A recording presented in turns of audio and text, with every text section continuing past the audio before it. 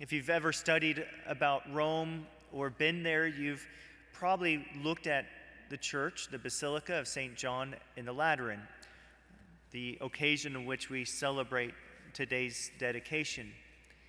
It's one of the great, enormous churches of Rome, what we call a major basilica.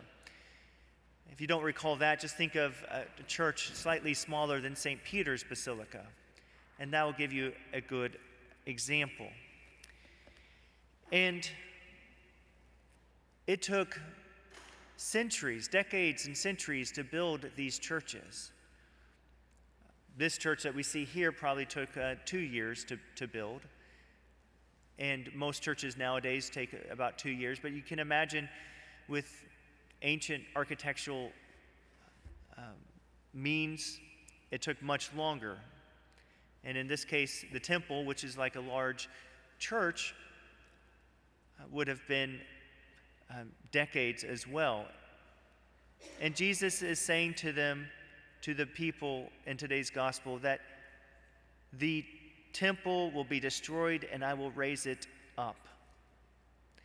What significance is this? Well, one, we know that he wasn't referring that to the temple as a structure itself would be rebuilt in 3 days. But he was referring to his own body. But there's a little bit more to understand. Certainly, we know that Jesus is the Son of God, and he's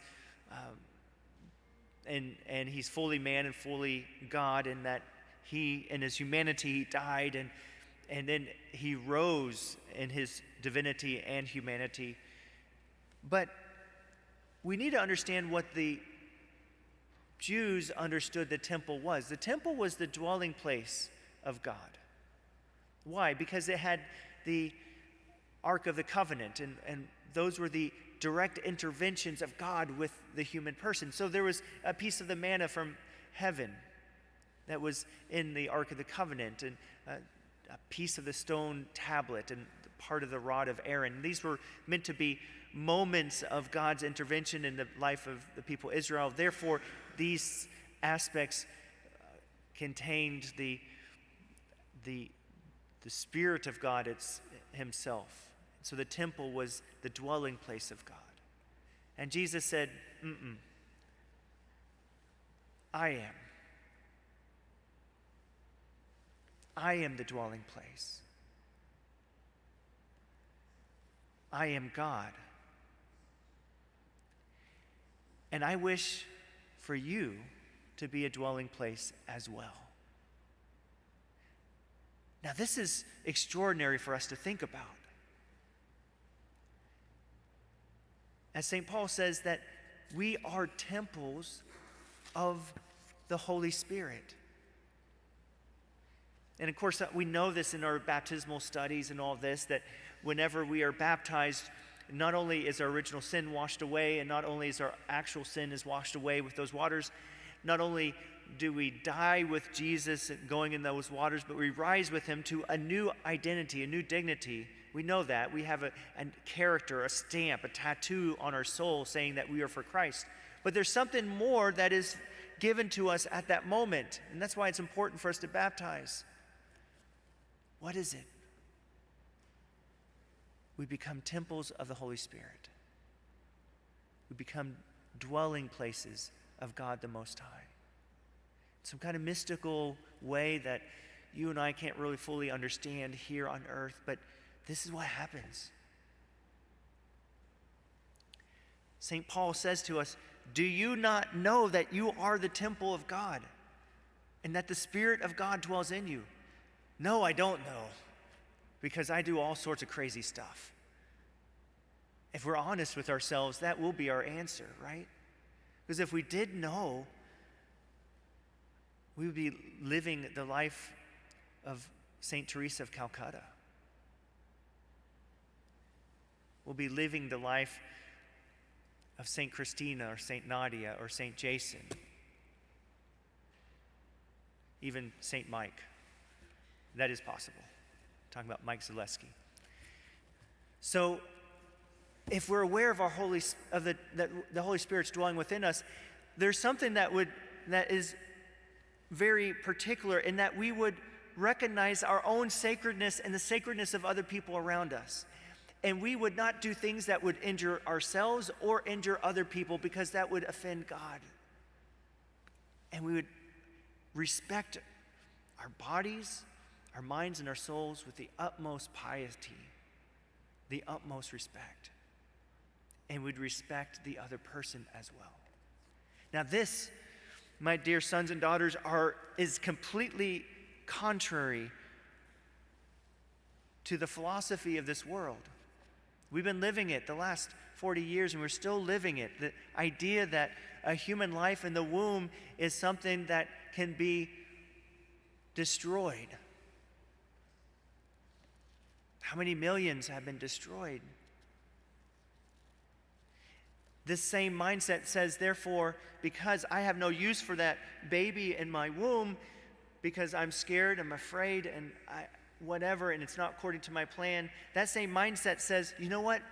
That child that has Down syndromes, we don't have use for that child anymore. We're just going to get rid of them. Or that older person who now has dementia or cannot walk, we have no more use for them. We're going to get rid of them. This is the mind of the world. This is why, as Catholic Christians, we have to be the first and foremost to say that every life is sacred. And if there's anything that begins to discriminate against someone else because of where they've come from or what they look like, if there's anything that causes injury, then we must oppose that. And certainly, as Catholic Christians, if there's something that causes the death and destruction to the most innocent, we say no.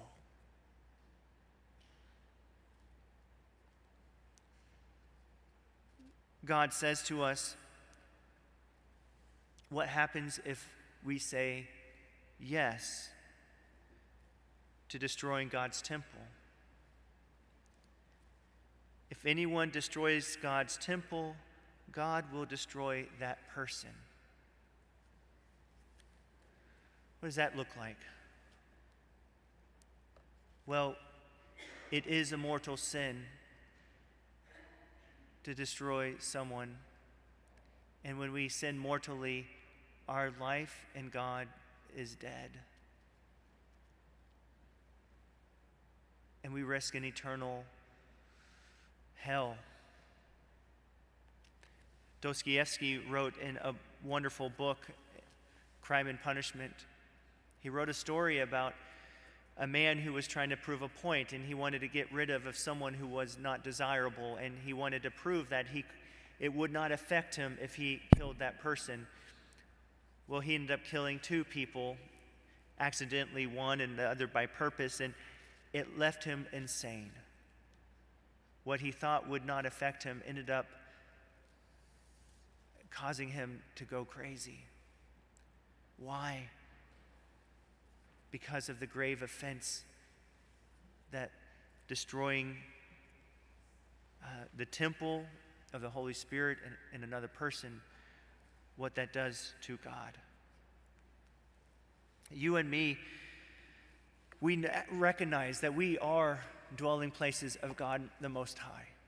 And so we choose to be countercultural. We choose to be people who witness to the sacredness of every human life, the sacredness and the uniqueness of every human person. And we celebrate that. And we celebrate ourselves, and we celebrate the fact that we have been called by God through our baptism to be conduits of the Holy Spirit, and through us, amazing things can happen if we allow ourselves in faith and allow the Holy Spirit to move through us to others.